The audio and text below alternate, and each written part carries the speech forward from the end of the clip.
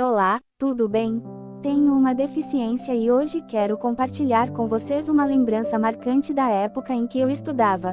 Todos os dias eu pegava o ônibus escolar, que quase sempre já vinha lotado. Em várias dessas vezes, eu entrava e via que pessoas da família, quer dizer familiares, estava sentada, mas não tinha coragem de se levantar ou sequer me chamar para que eu pudesse me sentar.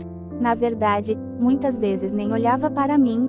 Por outro lado, pessoas que não tinham nenhum vínculo comigo se compadeciam da minha situação e, com empatia, se levantavam para me ceder o assento.